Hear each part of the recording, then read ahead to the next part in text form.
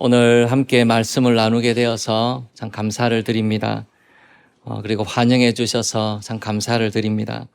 이제 정 목사님과 함께 나누어서 말씀 사역을 시작하게 되는데 오늘 처음 주일날 무슨 말씀을 함께 나눌까 생각하다가 말씀의 사역자로 처음 말씀을 전하는 것이니까 영동교회에서 복음에 대해서 함께 나누기를 원합니다. 왜냐하면 제가 마지막으로 설교할 기회가 있다면 복음을 전할 것이기 때문입니다. 마지막으로 전할 것을 처음으로 전하는 것이 옳지 않겠는가, 그런 마음으로 오늘 말씀을 함께 나눕니다. 오늘 성경에 보면은 두 사람이 성전에 기도하러 올라갑니다. 그 당시 성전에 기도하는 시간이 오전 9시도 있고 오후 3시도 있지만은 어느 시간대인지는 정확하게는 알지 못합니다. 그렇지만 두 사람이 성전에 기도하러 올라갔습니다. 한 사람은 바리새인이고 한 사람은 세리입니다. 바리새인이라는 말은 분리된 사람이라, 구별된 사람이라, 그런 뜻을 가지고 있습니다. 다른 사람들과 구별되고 분리되어져서 하나님의 말씀대로 살고자 하는 소원을 가진 사람들이 바리새인들이었습니다. 이들은 하나님의 말씀을 따라 도덕적으로 깨끗하게 살기 위해서 굉장히 노력하는 사람들이었습니다. 오늘 기도 내용을 보면은 토색, 불의, 간음을 행하지 않았다 그러는데, 토색이라는 것은 다른 사람의 물건을 빼앗는 것을 말합니다. 또 간음하지 않았고 불의한 일을 하지 않았다. 평생 그렇게 살아가기 위해서 애를 썼다는 것입니다. 그리고 그 기도 자체가 하나님께서 거짓 기도라 그렇게 말씀하진 아니하셨어요.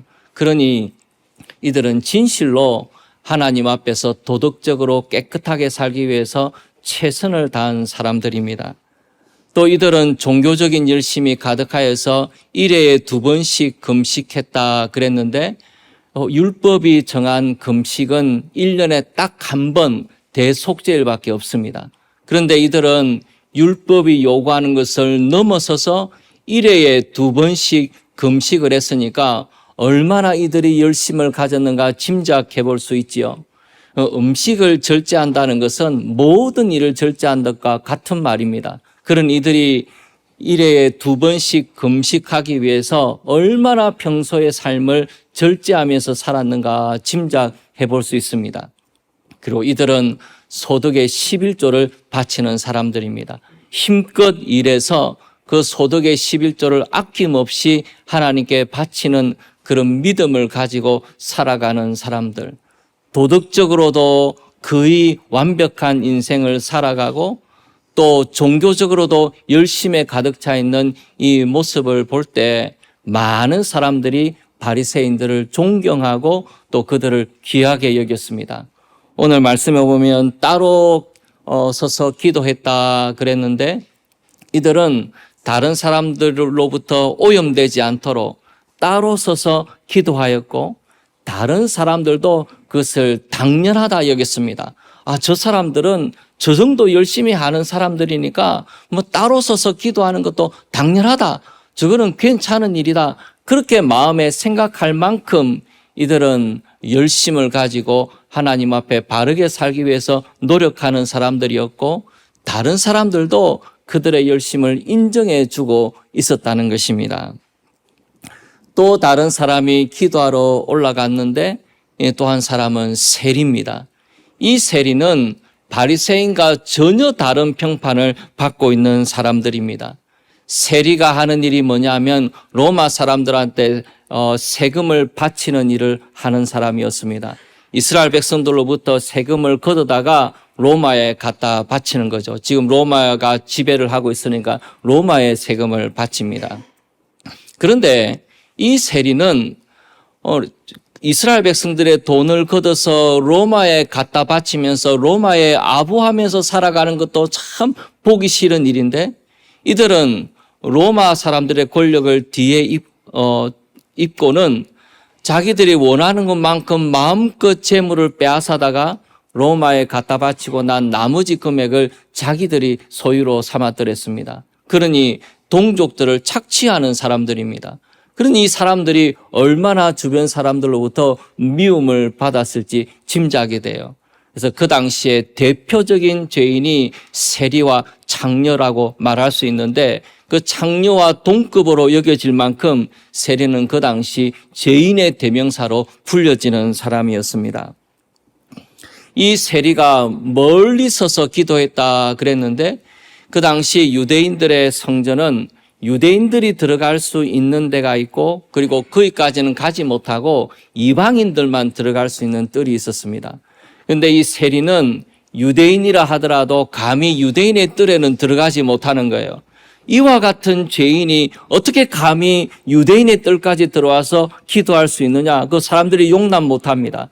그래서 이 사람들은 겨우 이방인의 뜰까지만 가서 기도했다는 것을 알 수가 있습니다. 그래서 멀리 서서 기도했다라고 말합니다. 바리새인은 앞에 가서 그리고 따로 서서 기도하는 사람이었고, 세리는 가까이 가지도 못하고 이방인에 떨어져서 겨우 기도할 수 있는 그런 사람, 두 사람이 성전에 올라가서 기도하고 있는데, 여러분 생각할 때는 두 사람 중에 누가 더 의로운 사람이라는 판결을 하나님으로부터 받을 수 있겠습니까? 우리가 생각할 때는 당연히 바리새인은 의로운 사람이고 세리는 죄인이라, 그렇게 하나님이 판결하실 거라 짐작할 수 있는데, 오늘 주님의 말씀을 보면은 우리의 생각과 전혀 다릅니다. 이것이 무서운 부분이에요. 이것이 우리를 굉장히 두렵게 하는 부분입니다. 우리의 생각과 하나님의 생각이 다를 수 있다는 것, 우리가 마음에 품는 것과 하나님이 마음에 품으시는 생각이 다를 수 있다라는 것이 우리를 얼마나 두렵게 하는지 몰라요. 오늘 예수님께서 이렇게 말씀을 하십니다. 우리 누가복음 18장 14절을 같이 한번 읽어보겠습니다. 우리 다 같이 한번 읽어보겠습니다. 내가 너희에게 이르노니 이에 저 바리새인이 아니고 이 사람이 의롭다 하심을 받고 그의 집으로 내려갔느니라.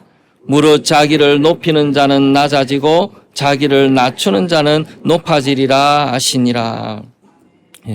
여기에 보면 이 저 바리새인이 아니고 이 사람이, 즉 세리가 의롭다 하심을 받고 집으로 내려갔다 그랬습니다. 전혀 의외의 판결을 하고 계시는데, 그럼 그 이유는 무엇인가? 무엇 때문에 바리새인이 아니고 세리가 의롭다 하심을 받았는가? 여러분 18장 14절 중반절을 보시면 무릇 자기를 높이는 자는 낮아지고 자기를 낮추는 자는 높아지리라 라고 말씀을 하고 계십니다. 그러니 예수님께서 중요하게 보시는 것은 그 사람이 어떤 겉모양을 하고 있는가, 그것이 아니라는 것입니다. 그 마음의 태도가 어떠한가, 그 마음에 품은 생각이 어떠한가, 그것이 더 중요하다는 것입니다. 바리새인이 아무리 도덕적으로 깨끗하고 그리고 종교적인 열심을 가지고 생활하는 겉모양이 있다 하더라도 하나님이 그것 보시지 않는다는 거예요.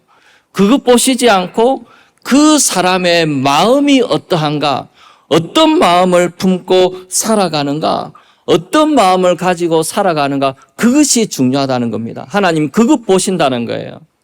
그래서 우리가 세상을 살아가면서 바쁘게 일하고 또 교회에서 봉사하고 또 바사에 하면은 이게 얼마나 힘든 일입니까?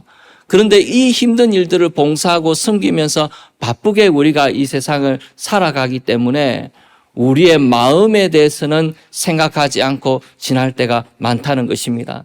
우리의 겉모양에 대해서는 관심을 가지고 생각을 하지만은 우리의 마음은, 우리가 어떤 생각을 가지고 하나님 앞에 살아가는가 하는 것에 대해서는 깊이 생각하지 않고 이 세상을 살아갈 때가 많다는 겁니다.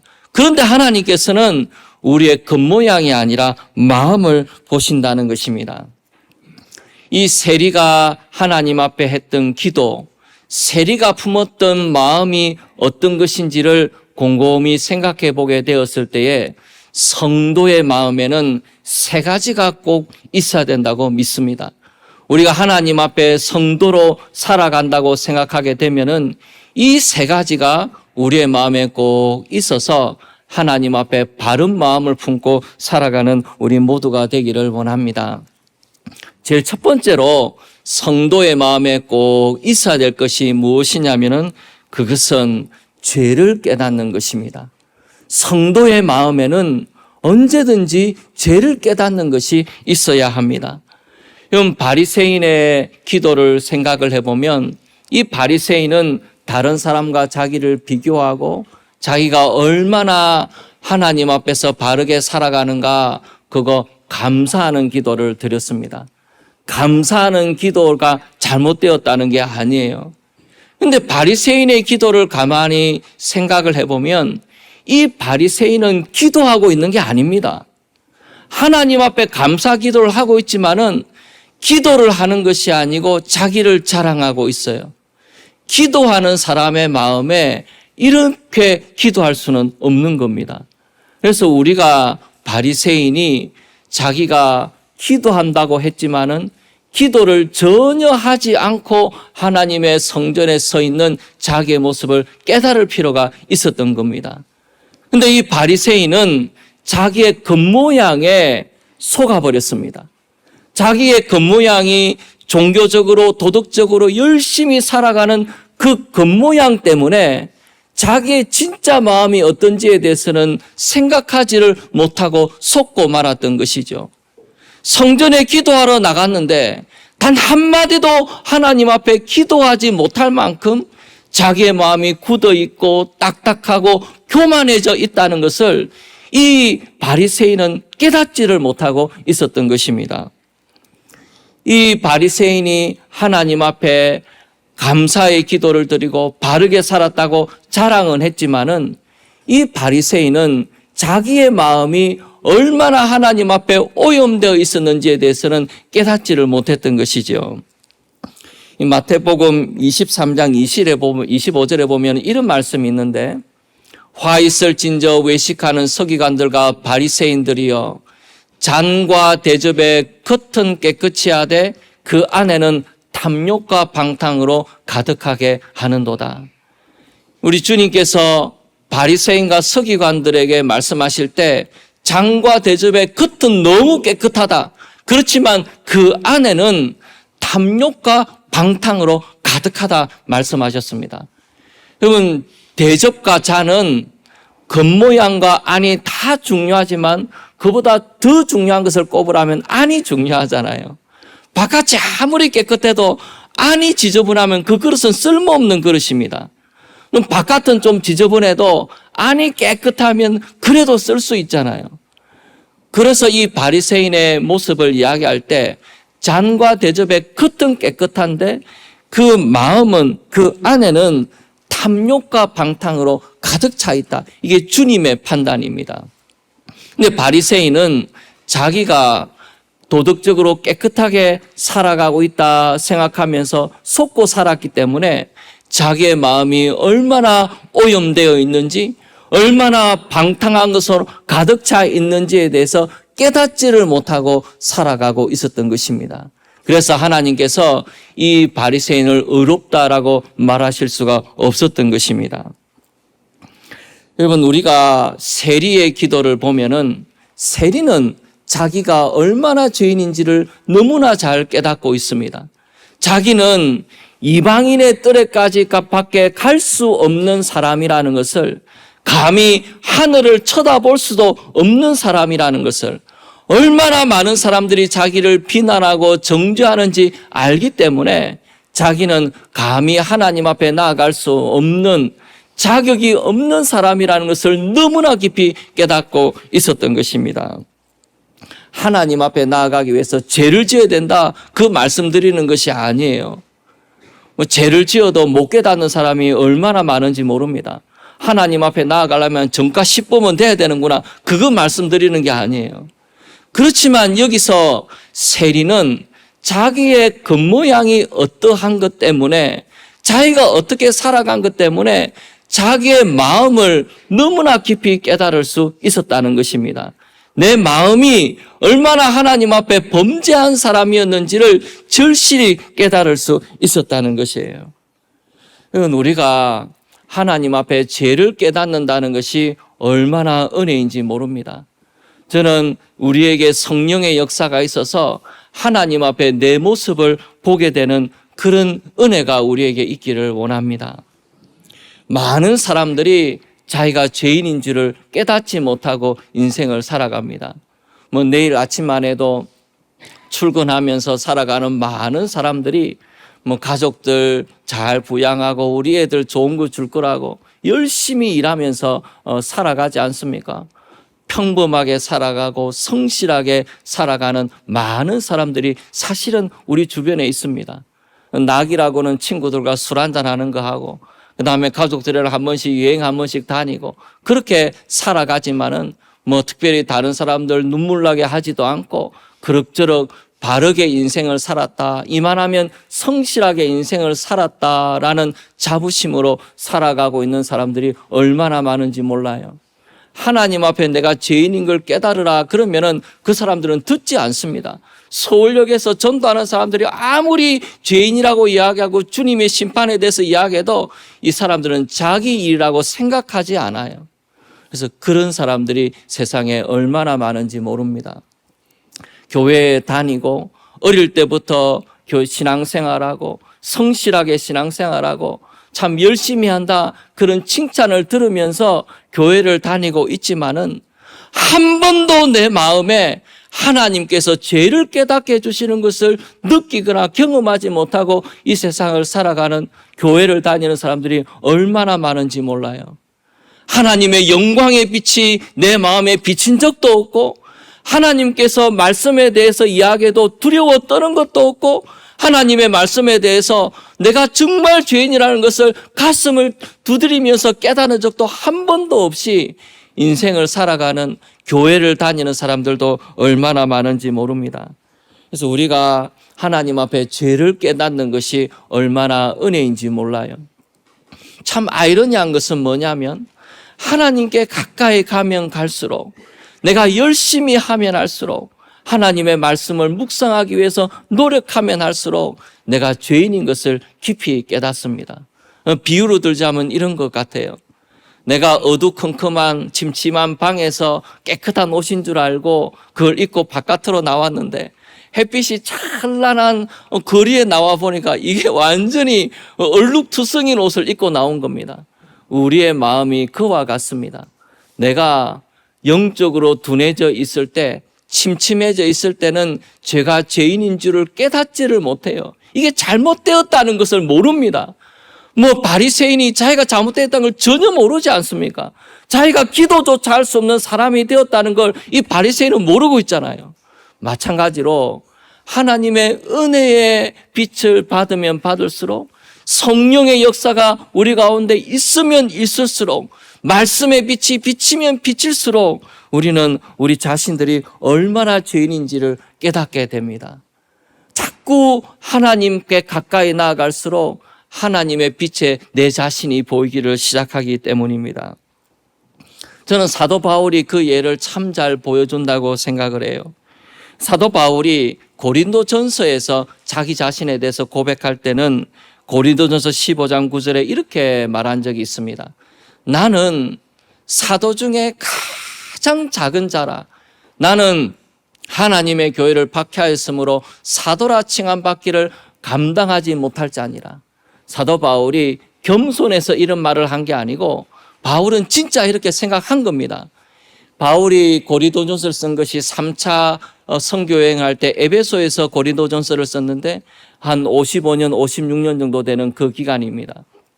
그때 바울이 자기 자신에 대해서 이렇게 고백을 한 번 한 적이 있는데 그로부터 5, 6년이 지난 다음에 에베소서 3장 8절에 보면은 사도 바울이 이렇게 고백한 적이 있습니다. 모든 성도 중에 지극히 작은 자보다 더 작은 나에게 이 은혜를 주신 것은 청량할 수 없는 그리스도의 풍성함을 이방인에게 전하게 하시고, 사도 바울이 에베소를 교회 편지를 보낼 때는 사도의 반열에 자기를 올리는 게 아니고 성도 중에 지극히 작은 자라 그랬습니다. 성도 중에서도 지극히 작은 자, 그게 내 모습이라는 겁니다. 그러다가 사도 바울이 처형을 당하기 전에 디모데 전서를 쓴 것을 보면은 1장 15절에 이렇게 말하고 있습니다. 밑보다 모든 사람이 받을 만한 이 말이요, 그리스도 예수께서 죄인을 구원하시려고 세상에 임하셨다 하였도다. 죄인 중에 내가 괴순이라. 죽음이 다가오니까 사도 바울이 하나님 앞에 자기 자신을 깨달은 것이 뭐냐면 죄인 중에 내가 괴수라고 깨달은 것입니다. 그럼 바울처럼 열심히 산 사람이 어디 있습니까? 바울처럼 주님을 위해서 핍박당하고 고난당한 사람이 어디 있어요? 바울처럼 희생한 사람이 어디 있습니까? 바울처럼 하나님을 위해서 놀라운 일을 한 선교사도 드물 겁니다. 그런데 그 사도 바울이 시간이 지나면 지날수록 하나님의 은혜의 빛 아래 들어가면 들어갈수록 성령의 역사에 들어가면 들어갈수록 자기가 죄인 중에 괴수라고 고백할 수밖에 없을 만큼 사도 바울은 죄를 깨닫고 하나님 앞에 살아가고 있었던 것입니다. 우리 모두에게 죄를 깨닫는 은혜가 있기를 간절히 구합니다. 성령께서 하시는 일입니다. 마지막 심판대 앞에서 내 죄가 드러나기 전에 이 세상을 살아가는 동안에 하나님 앞에 내 모습을 한번 똑바로 볼 수 있는 기회가 주어지기를 바라요. 내가 하나님 앞에서 지금 어떤 모습으로 살아가고 있는지, 어떤 마음으로 살아가고 있는지, 하나님은 내 마음을 어떻게 보고 계시는지, 하나님의 진리의 빛 가운데서 한 번만이라도 하나님의 은혜 가운데 들어가서 내 모습을 보게 되는 그런 은혜가 우리 모두에게 있기를 원합니다. 두 번째로 성도들에게 있어야 하는 마음은 상한 심령입니다. 오늘 우리가 읽은 본문에 보면은 세리가 기도를 하는데 누가복음 18장 13절에 세리는 멀리 서서 감히 눈을 들어 하늘을 쳐다보지도 못하고 다만 가슴을 치며 그랬습니다. 세리가 기도하는 모습은 하늘을 우러러 보지도 못하는 모습이었고, 그 다음에 세리가 하는 기도의 모습은 가슴을 치는 기도였습니다. 이 가슴을 친다라는 것은 하나님 앞에 통회와 슬픔을 표현하는 모습입니다. 그렇게 그 모습을 표현하기 위해서 가슴을 치는 거예요. 이 세리가 자기를 되돌아보니까, 자기의 모습을 보니까 너무나 답답해서 이 모습을 생각하니까 너무나 분이 나기도 하고 하나님 앞에 너무나 부끄러워서 가슴을 치면서 기도하고 있는 이 세리의 모습입니다. 이 세리의 가슴을 치면서 기도하는 모습이 저는 상한 심령이라고 믿습니다. 이 탄식이, 이 가슴 아파하는 것이 우리 그리스도인의 마음에 있어야 하는 상한 심령이라고 믿습니다. 참 아이러니하게도 하나님 앞에 멀리 떨어져 있을 때는 가슴을 치고 기도하지 않아요. 하나님과 멀어져 있을 때는 절대로 가슴을 치면서 기도하는 법이 없습니다. 그냥 바리새인처럼 기도할지는 몰라도 세리처럼 가슴을 치고 기도하지는 않아요. 그러나 하나님 앞에 영적으로 깨어날 때가 되면은 가슴을 치기를 시작을 하게 됩니다. 하나님의 영광을 위해서 살아야 되는데 내가 뭘 위해서 살아가고 있는가 생각하면은 가슴을 치게 돼요. 저도 목회자로서 부끄러울 때가 한두 번이 아닙니다. 깜짝 놀래요. 하나님의 영광을 위해서 일하는 게 아니고 너의 영광을 위해서 일하고 있는 거 아니냐, 그런 질문을 마음속에 떠오를 때가 되면은 정말 부끄럽고 가슴을 치게 됩니다. 우리가 하나님을 신뢰하지 아니하고 세상을 신뢰하고 살아가는 것을 깨닫게 될 때, 내가 얼마나 세상을 신뢰하고 살아가는지 깨닫게 될 때 가슴을 치게 되고 마음의 답답함을 느끼게 됩니다. 내 안에 일어나는 욕심과 이기심을 깨달을 때마다, 그리고 내가 하나님의 은혜를 이토록 경험하면서도 하나님을 사랑하는 것이 겨우 이 정도뿐인가 생각하게 되면 답답해서 가슴을 치게 돼요. 하나님을 사랑한다고 이야기하면서 내가 이웃을 사랑하는 것이 겨우 이 정도뿐이냐, 하나님의 사랑을 받아놓고 내가 이웃을 사랑하는 것이 겨우 이 정도뿐이냐 생각하게 되면은 얼마나 부끄러운지 가슴을 치게 됩니다. 그런 가슴을 치는 기도가 우리에게 회복되기를 원합니다. 시편 51편 17절 말씀 우리 같이 한번 읽어보기를 원합니다. 하나님께서 구하시는 제사는 상한 심령이라. 하나님이여 상하고 통회하는 마음을 주께서 멸시하지 아니하시리이다. 하나님께서 구하시는 제사는 상한 심령이라 했습니다. 내가 만마리의 소를 하나님 앞에 드리고 하나님께 죄 용서함 받기 위해서 피를 강과 같이 흘려보낸다 하더라도 하나님께서 그 제사 드리는 사람에게 보시는 것은 그 제사 드리는 사람의 상한 심령이라는 거예요. 상하고 통회하는 마음으로 하나님 앞에 나아오는 것, 하나님 앞에 가슴을 치며 나아오는 것, 하나님 앞에 내 모습을 돌이켜보면서 상한 심령을 가지고 주님의 은혜 아래로 달려나오는 이것을 우리 주님께서 얼마나 원하시는지 모릅니다. 이것이 하나님께서 받으실 만한 제사입니다. 우리 성도의 마음에 하나님 앞에 드리는 이 상한 심령이 있는 성도의 마음이 있기를 간절히 원합니다. 마지막으로 세 번째로 성도의 마음에 꼭 있어야 할 것은 예수님을 의지하는 것입니다. 그러면 세리가 기도한 내용을 가만히 살펴보게 되면 하나님이여 불쌍히 여기소서 나는 죄인이로소이다 라고 기도를 했습니다. 이 세리가 기도한 내용에 하나님이여 나를 불쌍히 여기소서라고 말하고 있는 이 대목에서 불쌍히 여기다라는 단어로 쓴 단어가 특별한 단어를 세리가 사용을 하고 있습니다. 통상적으로 불쌍히 여겨 달라라고 쓰는 단어가 있어요. 그런데 세리가 그 단어를 사용하지 않은 겁니다. 대신에 이 세리가 사용하는 단어가 뭐냐면 화목제물이라는 단어를 사용을 하고 있습니다. 불쌍히 여겨 달라고 그러면서 이 불쌍히 여겨 달라는 것에 화목제물이라는 단어를 쓰고 있다는 겁니다. 제가 세리가 한 기도를 조금 풀어서 이렇게 기도할 수 있을 것 같아요. 하나님, 저는 죄인입니다. 저는 말할 수 없는 죄인이기에 하나님 앞에 나아갈 수 없습니다. 자랑할 수 있는 것이 아무것도 없고 내세울 수 있는 것도 아무것도 없습니다. 저를 향한 하나님의 진노를 거두게 하고 저의 죄를 용서받기 위해서 화목제물이 필요합니다. 하나님, 화목제물을 제게 주십시오. 저에게 화목제물이 필요합니다. 그냥 일반적인 제물로는 안 됩니다. 하나님이 주시는 특별한 화목제물이 저에게 필요합니다. 세리가 그렇게 기도하고 있는 것입니다. 이스라엘 백성들은 죄를 범하면은 자기가 죽어야 합니다. 그것이 하나님의 법입니다. 근데 하나님께서 은혜를 베풀어 주셔서 내가 죽지 않아도 하나님의 진노가 거두어질 수 있는 방법을 하나 주셨는데 그것이 화목제물입니다.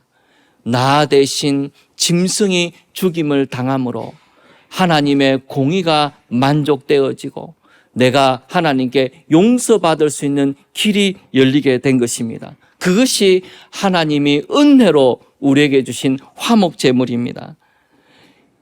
세리가 자신을 위해서 기도할 때 내가 죄인이기 때문에 하나님, 저는 화목제물이 너무나 필요한 사람입니다. 화목제물을 저에게 달라고 기도하였는데 요한일서 4장 10절에 보면은 하나님께서 화목제물에 대해서 이렇게 말씀하고 계십니다. 우리 다 같이 읽어보겠습니다. 사랑은 여기 있으니 우리가 하나님을 사랑한 것이 아니요